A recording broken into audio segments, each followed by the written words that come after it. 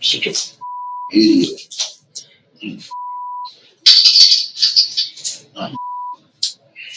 Give me the opportunity, Lord Jesus. I'm begging. I'm begging.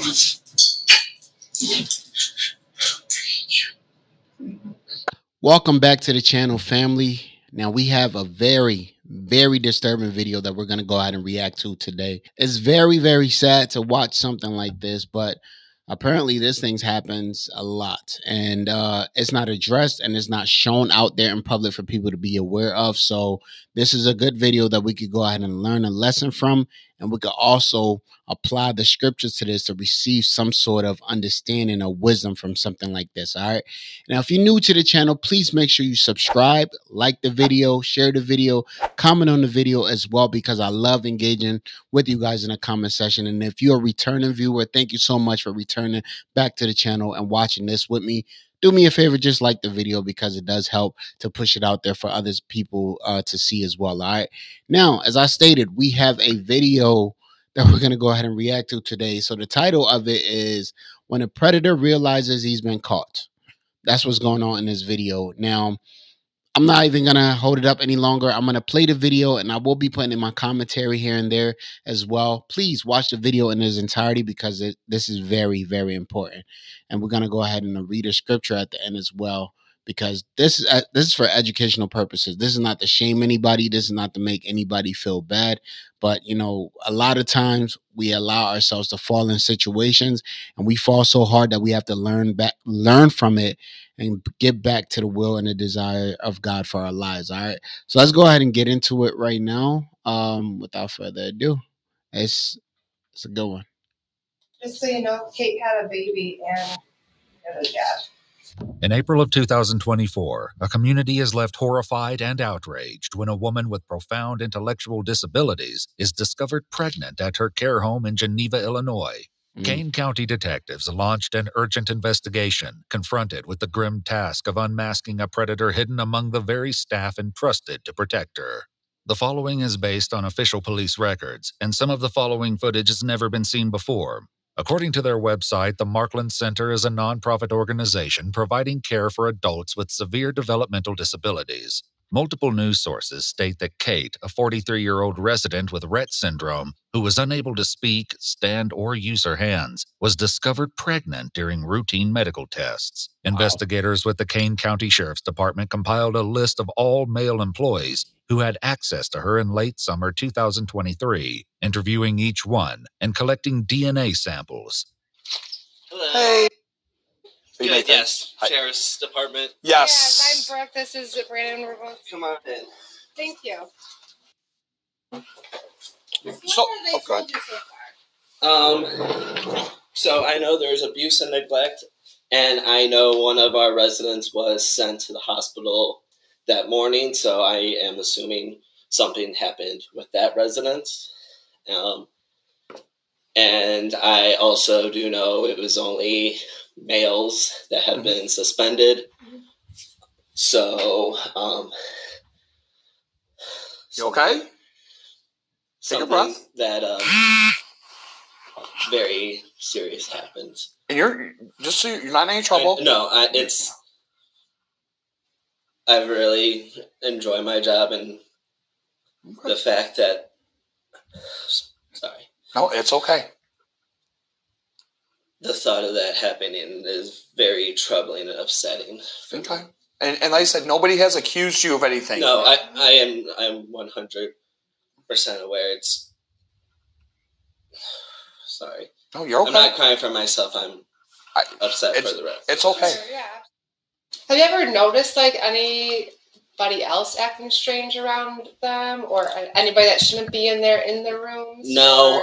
I mean, we are very. I mean, we don't open the door for everyone. And as for staff, I mean, before this incident, I never thought anyone would do something like that. That was kind of one of our other questions. Is there anybody you would think would be capable of I would have never have thought this would happen at Markland's. Okay.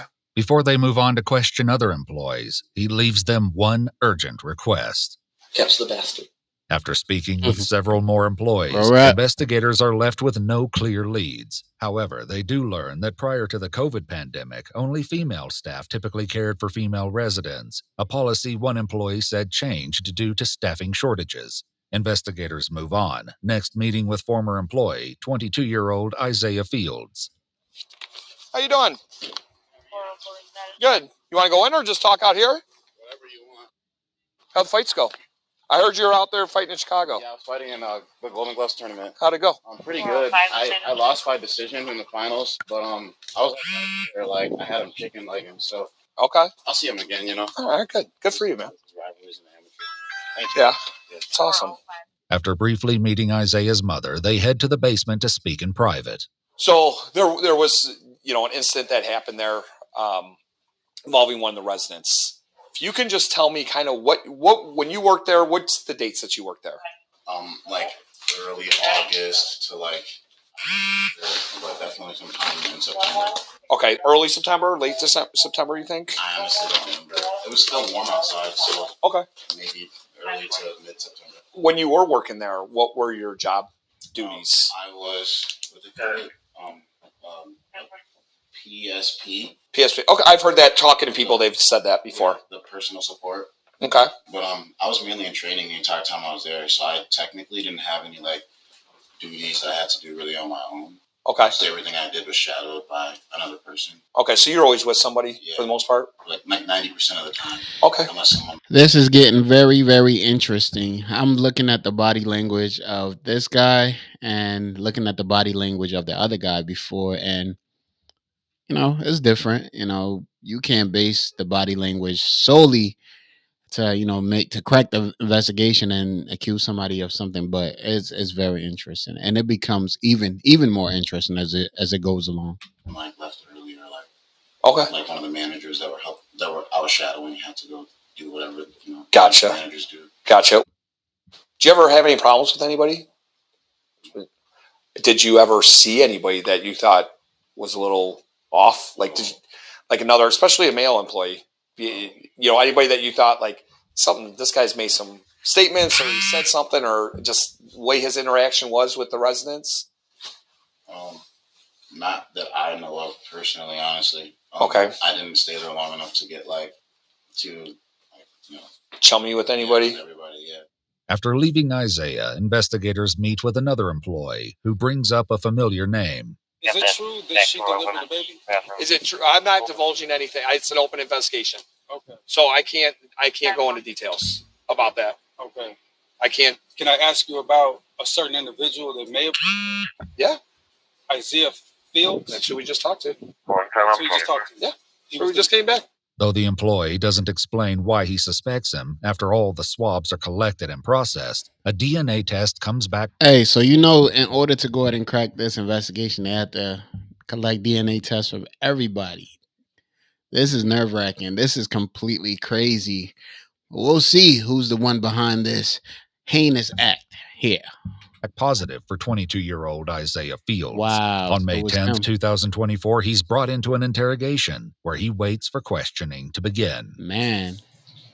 These chains hurt. Please, Lord Jesus, don't come to me. Please, Lord Jesus, I really bless me. Wow. Praying to the Lord. Lord Jesus. Investigators enter and read his Miranda rights. Let me just start by asking, do you have any idea why you would be there right now? Okay, no clue? Okay. You know what I talked to you before, right, about the Markland stuff? So I never got any, you just told me it was a case of Markland. Okay. So what I would like to ask you, what we would like to know, if you could go over again, when you worked there for that just basically a month, wasn't that long, what your training was like and what it was like after training, what your job duties were. If you can just go over that again, I would appreciate it. For most of the time that I was there, was just training, 3 weeks. Mm-hmm. We just sat in a room and watched videos all day. That was it. However, several employees who trained Isaiah gave a different account, explaining his duties went beyond watching training videos. And what were your daily activities when you were training him? What were you guys in charge of? So we're in charge of doing the CNA work, so like getting them up, dressed, changed, and then transferring them to CDS, and then repositioning them, interacting with them, and then doing the same thing, changing them, and then sending them back home. You're training how to bathe, how to Yes. care for them. Yes. So that was part of his training as well. Yes. But he would have never been alone. No. Something like that. How do you bathe them? So we put them in a tub, and they have a chair, and they are completely, obviously, Submerged? No, Or, not oh, submerged. okay. No. They're the water is running, or they have what is it called? Like a faucet or a shower head. So you basically sit like not like this, but a chair in a shower, and then you can take it off and Yes. spray them? Yeah. Okay. Okay, so at some point at the end of your training, were you not with the trainer anymore? Were you kind of on your own schedule during the day? I forget what they called it, but it was like a probationary period. Sure. So like you were always like with someone until you were like considered like an actual nurse. This account is consistent with what his trainers told investigators. Would you have left him alone, or anybody for that matter, alone for an extended period of time with the resident while they're on training? No. Are you leaving anybody alone, the trainees with the residents or anything like that? They're not supposed to be left alone with the residents. As questioning continues, Isaiah insists that he remained in his probationary period until he claims he was fired for consistently showing up late. I just like don't really like fit in too many people. Employees who trained Isaiah highlighted odd behavior he exhibited during his training. It's kind of odd. Okay. Just in general, just like very off. Anything that stuck out to you was odd or anything like that? He wouldn't listen. He would always question, "Oh, why do we have to do it that way?" And it's like, you're in healthcare. It's like there's specific ways to do certain things. Mm-hmm. He would like fake toss some of the residents, and we have cameras in the classroom, and the angle of it all was just really bad. Mm. They would look at the cameras, it would literally look like he was hitting her. I should clarify, he never actually did. No, he never actually did. Okay. As the interrogation continues, Isaiah appears to become overwhelmed with emotion, and investigators work to put him at ease. What's upsetting you? It's okay. I'm here to listen. If something's upsetting you, please let us know. We'll see what we can do to help. Just not really like anything in particular. Just just life's not easy, you know. I know. No. That's all. I get life gives us some curveballs sometimes. It's like 24 time. I've never had the guidance of a man. My father died when I was really young. Oh. So, I've just never really had like proper guidance, you know. As one detective leaves the room to get Isaiah more water and a snack, the remaining investigator sits with him as his emotions continue to unravel. Take a breath. You're okay. Not gonna let anything happen to you. You're all right. And I'm really sorry to hear that about your dad and stuff, okay? That's it's hard. Man. It's okay. What are we celebrating? I just found the perfect ecom manager on Fiverr. The company's website, Climb. It takes a lot for you to sit here and allow yourself to have these feelings. You know, to allow yourself to have emotion. That can be a lot, especially in front of people you don't know. I'm not trying to be difficult. I just think it'll be within my best interest to get it turned. I can. I can't ask you any more questions then. No, it's okay. I'll leave you at it. She'll give you. Go. I would tell them this. What's that? I'm reading them tell. Yeah, you tell them. Yeah, whatever. Just so you know, Kate had a baby. And here comes the bomb, bruh. This is crazy. And the dad. Wow. As investigators exit the room, Isaiah processes the gravity of the situation and the consequences he's facing. My life is over. Such a idiot. Wow. Give me the opportunity, Lord Jesus. I'm begging. I'm begging.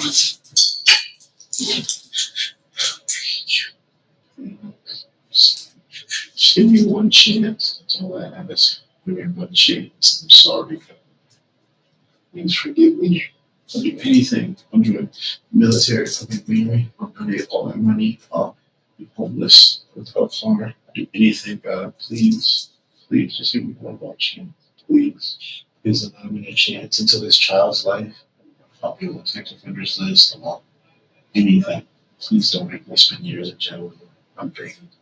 Multiple news outlets have reported that Kate developed a dangerous pregnancy condition known as preeclampsia, and that the infant died after spending 11 weeks in neonatal intensive care. However, we've not been able to independently confirm these reports. According to an official press release from the state attorney's office, on January 14, 2025, Isaiah Fields pled guilty to aggravated criminal sexual assault and was sentenced to 25 years imprisonment in the Illinois Department of Corrections, with 308 days credited for time spent in the Kane County Jail. In addition, Isaiah must register for life as a sexual offender in accordance with the Illinois Sexual Offender Registration Act. Man, that is completely, that's crazy. That is crazy. That's very scary. All right, so let me go ahead and read this verse to you guys just to get the understanding of this. All right, so I'm going to read the book of James, chapter 1, starting at verse 13. It says, "When tempted, no one should say, 'God is tempting me.' For God cannot be tempted by evil, nor does he tempt anyone. But each person is tempted when they are dragged away by their own evil desire and enticed. Then, after desire has conceived, it gives birth to sin. And sin, when it is full grown, gives birth to death." So what am I saying here? This young man had a desire, a sexual desire, a sexual appetite that he wanted to, basically feed. And he fed it by taking advantage of this lady that has disabilities. And in doing so, she got pregnant. And with her getting pregnant, she conceived and had a baby. And I don't know how true it is if the child lived or not. But that is very, very crazy. And that's why we have to completely fight the flesh, walk in the spirit, forsake the desires of the flesh, because in doing so, we have self-control over the body and all of his cravings and all of his lusts and stuff like that. We get to come out on top because we're not walking in the flesh, but are walking according to the spirit of the Lord. It's a very sad situation. And it's even more sad that he has to serve 25 years for that incident. Once you don't curb your desires, once you don't take complete control of all these things, these are the things that it leads to. And when desire, when this is fully grown, leads to death. And his death is he spends 25 years in prison for something that could have been avoided. It's crazy. Very sad to see, man. Let me know exactly what you guys think in the comment section. Like the video, subscribe to the channel, comment in the comment section, share the video. Let me know what y'all think, man. Unfortunately, this is very sad. And yeah, I'll be seeing y'all in the next one. Deuces.